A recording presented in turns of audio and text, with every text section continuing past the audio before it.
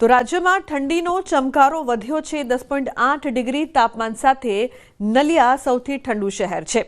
તો રાજકોટમાં 14.2, ડીસામાં 14.8 ડિગ્રી તાપમાન, પોરબંદરમાં 15.6 અને ભુજમાં 15.9 ડિગ્રી તાપમાન નોંધાયું છે।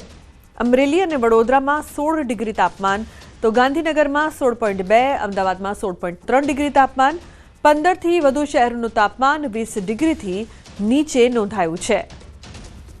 તો રાજકોટમાં 14.2 ડિગ્રી, ડીસામાં 14.8, પોરબંદરમાં 15.6 ડિગ્રી તાપમાન।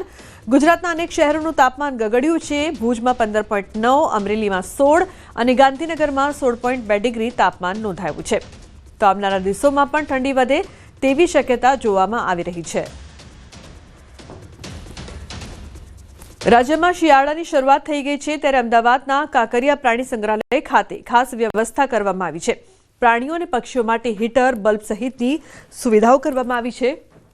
વાઘ, સિંહ, દીપડા સહિતના પ્રાણીઓના પિંજરાની બહાર હીટર મૂકવામાં આવ્યા છે, જેના કારણે પ્રાણીઓને ઠંડીથી રાહત મળે છે। શિયાળામાં પ્રાણીઓને ખોરાકની વધારે જરૂરિયાત પડતી હોવાથી ખોરાકમાં પણ ફેરફાર કરવામાં આવ્યો છે। તો પક્ષીઓ અને સાપ માટે માટલા મૂકી અંદર બલ્બની વ્યવસ્થા કરવામાં આવી છે। બલ્બની ગરમીના કારણે સરીસૃપો અને પક્ષીઓને ઠંડીથી રક્ષણ મળે છે। શિયાળામાં માનવીની જેમ પશુ પક્ષીના ખોરાકમાં પણ ફેરફાર થાય છે।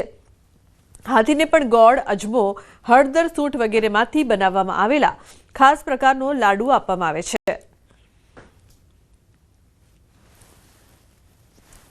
વાઘ, સિંહ, દીપડા, રીંછ એ લોકોના પાંજરાઓની બહાર આપણે હીટર્સ મૂકેલા છે અને એવી રીતે મૂકેલા છે કે જેથી એ હીટર્સ પશુઓને નુકસાન ના કરી શકે।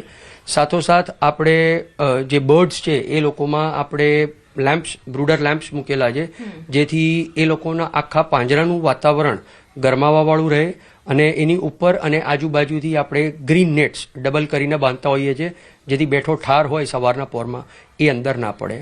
રાતના અંધારામાં ઠંડીનો ચમકારો ધીમે ધીમે વધી રહ્યો છે। શિયાળાની ઋતુની શરૂઆત થઈ ચૂકી છે અને ફૂલ ગુલાબી ઠંડીમાં ખાસ કરીને પ્રાણીઓને, પક્ષીઓને સૌથી વધારે અસર થતી જોવા મળી રહી છે। અત્યારે હું કાંકરિયા પ્રાણી સંગ્રહાલયમાં છું અને અહીં જે પ્રકારે પ્રાણીઓના રક્ષણ માટે આપ જોઈ રહ્યા છો કે ઠંડો પવન છે તે ફૂંકાઈ રહ્યો છે ને તેને કારણે ખાસ કરીને ગ્રીન નેટ છે તે બાંધી દેવામાં આવી છે, જેથી કરીને પ્રાણીઓનું ખૂબ જ રક્ષણ રહે અને ઠંડા પવન છે તે સીધા પ્રાણીઓને અને પક્ષીઓને ન લાગે। આપ જે જોઈ રહ્યા છો બલ્બ લગાવવામાં આવ્યો છે ને તે બલ્બ છે તે ખાસ કરીને એ પ્રકારે લગાવવામાં આવ્યો છે કે જેથી પક્ષીઓ છે, પક્ષીઓના માળામાં છે હૂંફ રહે તે પ્રકારે ખાસ કરીને હાથીઓનો ખોરાક પણ બદલવામાં આવ્યો છે। પ્રાણીઓની વાત કરવામાં આવે, વાઘ, સિંહ, દીપડા સહિતના તમામ પ્રાણીઓ છે તેમના પાંજરામાં હીટર મૂકવામાં આવ્યું છે। પાંજરા બહાર હીટર તો મૂકવામાં આવ્યું છે, પરંતુ તેની સાથે તેમના ખોરાકમાં પણ મોટો ફેરફાર કરવામાં આવ્યો છે, જેથી કરીને પ્રાણીઓ, પક્ષીઓને ઠંડીને કારણે કોઈ પણ પ્રકારનું નુકસાન ન થાય। છેલ્લા ઘણા સમયથી ગ્લોબલ વોર્મિંગની અસર પણ જોવા મળી રહી છે ને અચાનક જ વાવાઝોડું અને વરસાદની અસર, કમોસમી વરસાદની અસર પ્રાણીઓ પર અને પક્ષીઓ પર સીધી થઈ રહી છે, ત્યારે ઠંડીમાં તેનું રક્ષણ થાય તે માટે ખાસ કરીને અમદાવાદના પ્રાણી સંગ્રહાલય જે કાંકરિયા વિસ્તારમાં આવેલું છે, કાંકરિયા પ્રાણી સંગ્રહાલયને વિશેષ પ્રકારે ખાસ કરીને પ્રાણીઓ અને પક્ષીઓની તકેદારી રાખવામાં આવી રહી છે। કેમેરા પર્સન વિમલ સહેરા સાથે દીપિકા કુમાર, ન્યૂઝ 18 ગુજરાતી, અમદાવાદ।